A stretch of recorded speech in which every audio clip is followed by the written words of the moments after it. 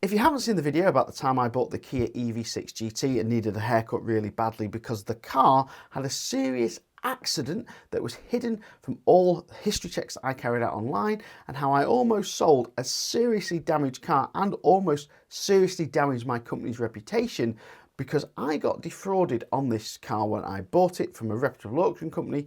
Now, quick cut to that, I've had my money back, but I want to explain to you what's happened, how that car ended up in its possession, how it ended up like this, not being recorded, written off, how it's gone on since I got rid of it, where it's gone, what's happening to it, where it went after it got written off, so how it got resold, redistributed before it came into my possession. So we're going to follow that previous history of it. But more importantly, if you don't want this to happen to you, how you can prevent that from happening, and I'll explain some of the checks that I've checked, show this history up so you can protect yourself in the future of buying a car just like this. Now, to trace the history of this, I had to turn on full-on research journalist.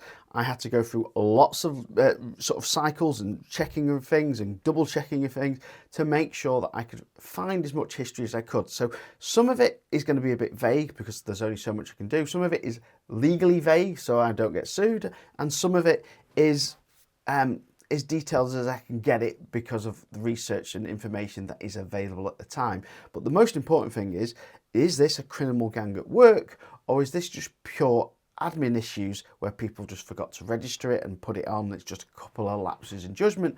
Or is it just purely government legislation issues at work which are not listing written off car serious accidents cars like this? So firstly, let's talk about how a written off car like this Kia can end up not showing written off on generalized checks. Now, first of all, there's a couple of ways this can happen. Number one, the car just wasn't insured. If the car wasn't insured, then no insurance payout was going to happen. No one else was involved in the accident. No one else going to know. Let's just say they crashed it at home or crashed it in a wall, all on their own. No one else was involved, and the owner decided to repair it themselves or sell it at a salvage auction themselves or dispose it of themselves, but no one's going to know. They don't want to declare they've had an accident to their insurance company because they've not claimed or they weren't insured. So no one's ever going to know about that. So, you know, history hidden, blah, blah, blah, that's gone. The other option is third-party fire and theft. So it was insured, but wasn't insured for the car, only other people. And again, the insurance company aren't paying out on it, so it won't show off as an insurance write-off. We then have some other options where it gets a little bit more complex. Now, one may be the insurance company did write the car off and the admin paperwork wasn't filled in properly or hasn't been got around to yet. So there may be a delay filling it in. It may be at the bottom of the pile and then other things get stacked on top of it and it gets forgotten about until that pile gets moved down. You know, time of the year, sometimes, you know, a lot of crashes happen between November and January. So there might be a big pile stacking up, and then until it gets to June or July, they don't start to see that bottom of that pile again because everything gets piled on top. Or criminal gangs could be bribing the admin departments of some of these people when they buy one of these written off cars and saying, can you just delay putting this on the register for a year and a half, 2 years while we repair it and resell it? So that's a possibility. Or the other possibility is large leasing companies, large salary sacrifice schemes could self-insure the car. What that means is when it's written off, rather than claiming via insurance, they just write it off internally. They write it off as a profit margin loss and they put the car in the salvage auction and it gets resold and no one ever really knows about it because they never paid out for it under insurance, so it doesn't go on the national database. More about this later. Now, two things can happen to an undeclared written off car. There's a couple of things where it ends up back on the road, and two very scary options could happen to that car. In fact, three scary options could happen to that car.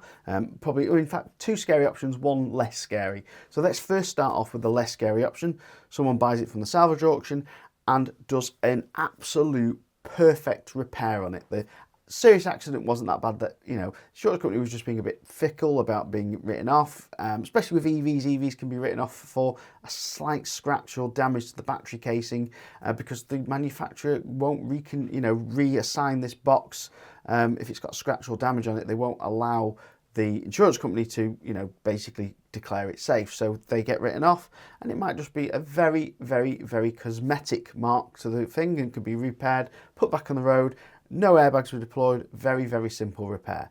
or it could be a more serious repair, airbags have gone off, but the person's done it correctly. That can definitely happen. The other serious thing could happen is they repair what you can physically see, but hide other bits. So maybe not replace the airbags by putting resistors over the airbags so it tricks the ECU into thinking they're there, decoding them out of the ECU, decoding other faults out of the ECU like radar, distronics, stuff like that. That can also happen, okay?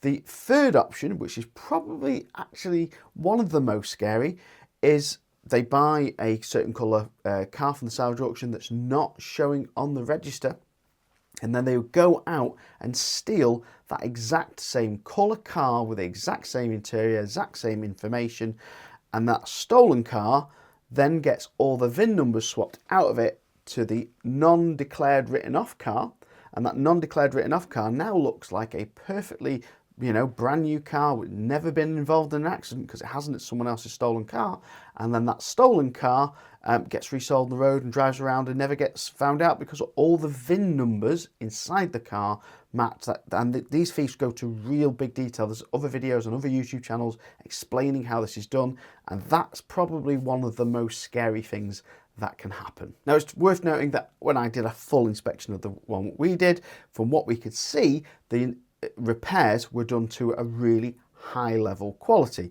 We'll talk about the colour change and why they might have changed the colour from red to black in a bit, because that does seem dodgy, but we'll explain why that might be a possibility. But we can't tell 100% if they did carry out all the repairs, and as a company, Luigi Motors don't want to sell cars that have been written off or had colour changes, and they weren't declared to us at all. I'll explain that in a bit, why that wasn't declared, and we'll get through how you can spot declarations on that in a minute. But basically, in my opinion, when a car is involved in a serious accident, be that insured or non-insured or self-insured, if it is to a point where the chassis is bent to a certain level of degree, my opinion is there should be a national database that lists that, regardless if it's been claimed through insurance or not. There should be a list, a certain level of degree, that when a car's in an accident, there's an accident assessor fee that everyone has to pay when an accident happens to have the car checked by an accident assessor that assesses whether or not it's a damage write-off. Now, the problem is insurance write-offs come into two classifications. There's insurance write-off, which means that it's just uneconomical to repair.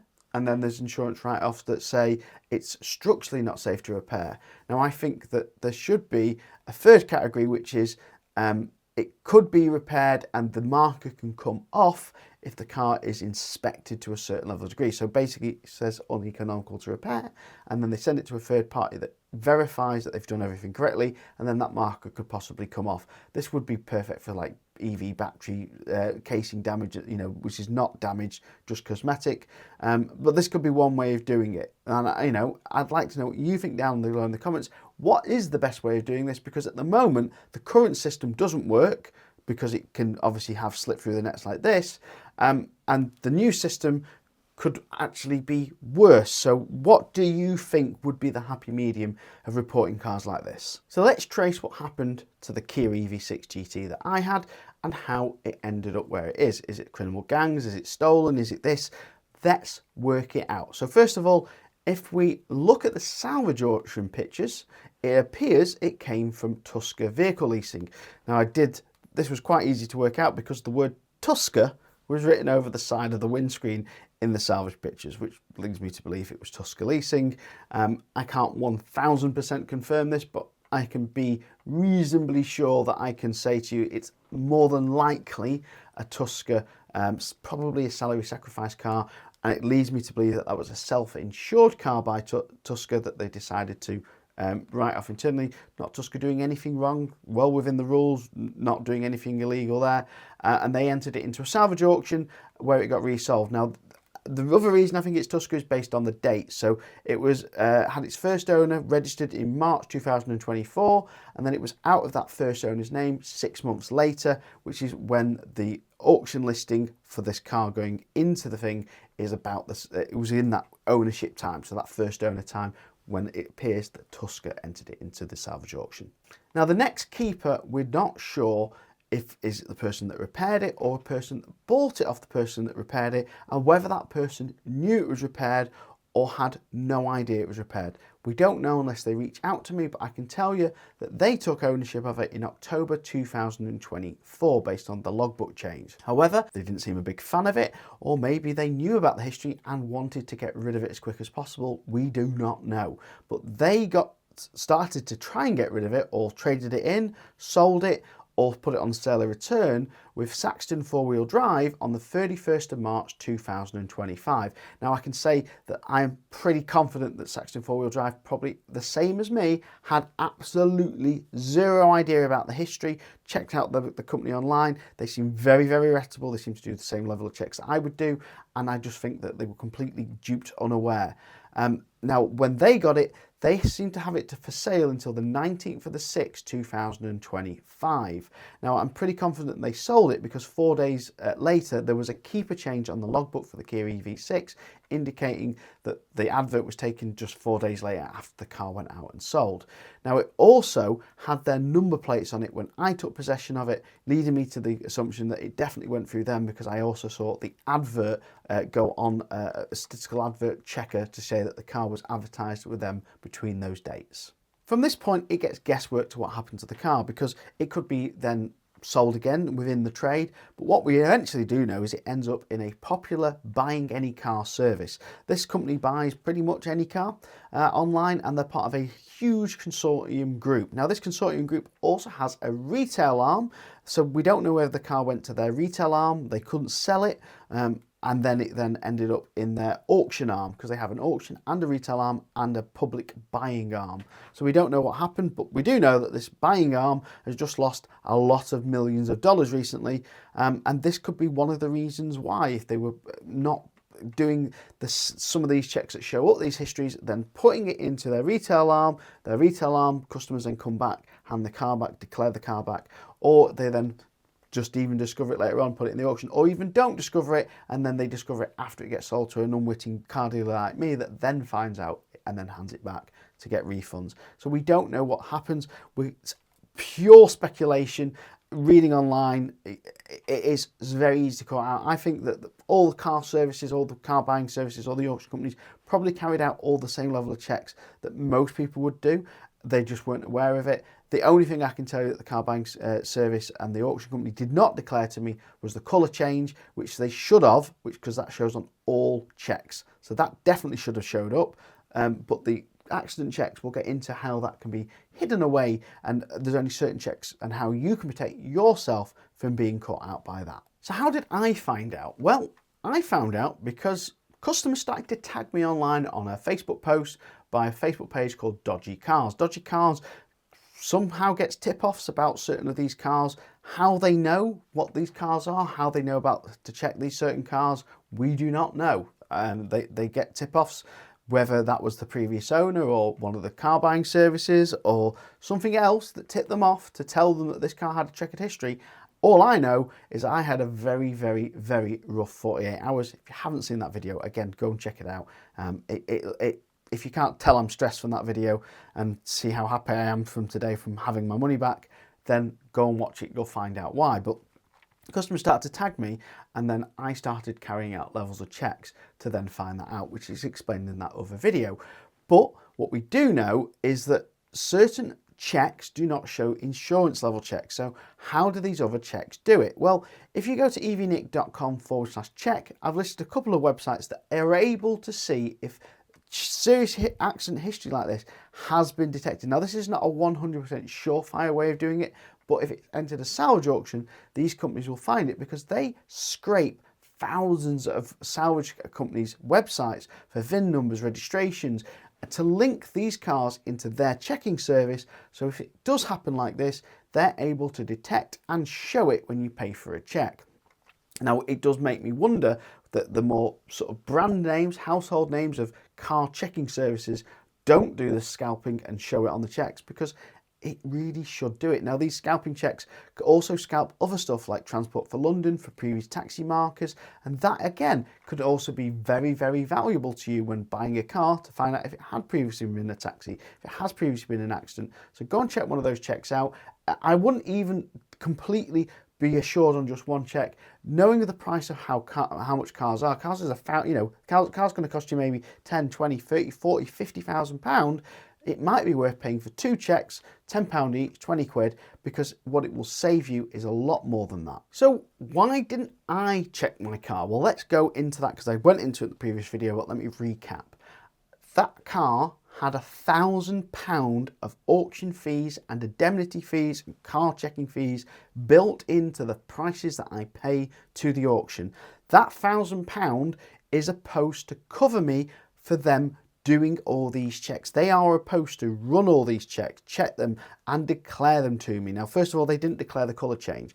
That they definitely 100% should have picked up on their checks and didn't declare to me. That is their wrong. The salvage auction checks, many auction companies speaking to them just use the standard household name check, which is 3-letter acronym. That 3-letter acronym does not show these salvage checks. I've spoke to some of the smaller auction house companies. They are considering moving to one of these checks after seeing my story online and what happened to me. However, at that £1,000 check, I am covered to return the car on discovering this serious accident damage. Even if I didn't find the adverts, if I physically checked the car and there was huge signs that it's been massively welded, that £1,000 indemnity check would have covered me even if it didn't show on one of these salvage auction checks.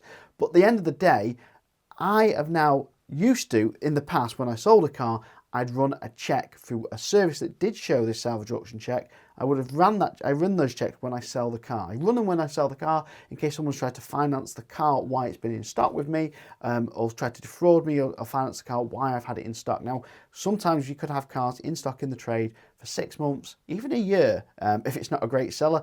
But if that car's been in stock for a year, someone's financed it in between when I bought it and sold it, I always do the checks at the end. I'm now considering doing the checks twice, when I buy them and when I sell them, depending on the value of the car. Now, when I buy them, I shouldn't have to do these checks out of that £1,000 indemnity fee. I should rely on them to do those checks for me. Let me know if you agree with that down below in the comments. If you want to see how this whole stressful thing unveiled, then see this video here about how I almost bought that Kia EV6 GT and sold it to a friend.